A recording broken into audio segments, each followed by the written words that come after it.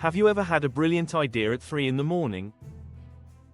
You felt a spark of pure ambition in your chest. You saw a vision of a better life, a higher career, or a brand new business. But by 8 o'clock the next morning, that spark was gone. A quiet, cold voice in your head whispered, "Who do you think you are? You don't have enough experience. What if you fail and everyone sees it?" If this sounds familiar, I want you to listen very closely. You are being robbed. You aren't being robbed by a stranger on the street. You are being robbed by an internal saboteur. William Shakespeare, the greatest scholar of the human heart, identified this enemy centuries ago in his play, Measure for Measure. In a moment of deep realization, the character Lucio speaks a truth that still shakes the world today. He says, "Our doubts are traitors, and make us lose the good we oft might win, by fearing to attempt." Think about that word, traitors. A traitor isn't just an enemy who fights you from the outside. A traitor is someone you trust who works against you from the inside. Your doubts are not your friends. They are not trying to keep you safe. They are internal spies working to keep you small and invisible. They make you lose the good that was already yours for the taking. And they do it through one simple, deadly weapon, the fear of attempting. Today, I'm talking to you as a friend who wants to help you arrest this traitor. I want to show you how to stop fearing to attempt and start winning the life you deserve. We live in a world of constant digital noise. We see everyone else's highlight reel on social media. This leads to a comparison trap that feeds the traitor in your mind. You feel like you're stuck on a financial hamster wheel while everyone else is flying. This creates a state of paralysis. You stop trying because you're afraid the result won't be perfect. But here is the master key you need to remember.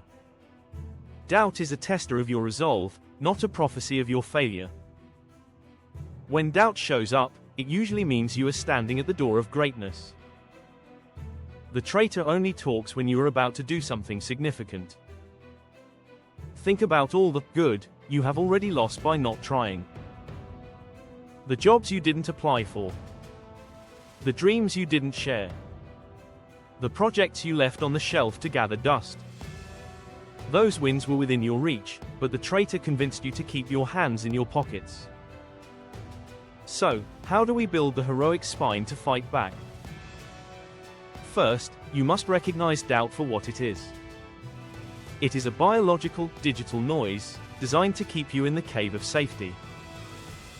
When you feel doubt, name it. Say to yourself, "The traitor is talking again." Second, you must stop comparing your chapter 1 to someone else's chapter 20. Comparison is the food that keeps the traitor alive and well. Your journey is yours alone. Focus on your own goals, not the person in the next lane. Third, you must understand that action is the only cure for fear. Fear grows in the dark of thinking and planning too much. Fear dies in the light of doing. Even if you feel insecure, move your feet. Even if your hands are shaking, send the email. Even if you aren't 100% ready, make the attempt. Because the only way the traitor wins is if you stay still. The good we oft might win is waiting just on the other side of that first step. I'm talking to the hard-working people across America today. Whether you are dealing with job burnout or you just feel stuck in a rut, you have a sovereign thought within you that is more powerful than any doubt. You have the potential to blaze forth like a prince of destiny. But you have to stop being a beggar for permission. Stop asking the world if it's okay for you to be great. Ignore the negative opinions of people who aren't even in the game. The traitor loves to use the voices of critics to keep you paralyzed. But those critics don't have to live your life, you do.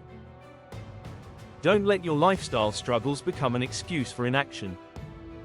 Lucio's warning is your manual for victory. Our doubts are traitors. Treat them as such, arrest them and move forward. Don't give them a seat at your boardroom table. Don't let them vote on your future or your worth. When you feel that fear of attempting, realize that success is calling your name. You were born to win the good that life has to offer. But you have to be willing to attempt. You have to be willing to fail, to learn, and to grow. Your heroic spine is built every time you ignore the traitor and take the step anyway. The spring of your potential is ready to bloom under the snow of your fear. The winter of your hesitation is finally over. Take a deep breath and silence the noise around you. Believe in the pure ambition that started this whole journey. The traitor has had enough of your time. The traitor has cost you enough of your success. Today is the day you evict that voice from your mind forever. The good is waiting. The victory is possible. But only if you dare to attempt. Stand up straight. Take the step. And watch the traitor disappear into the shadows.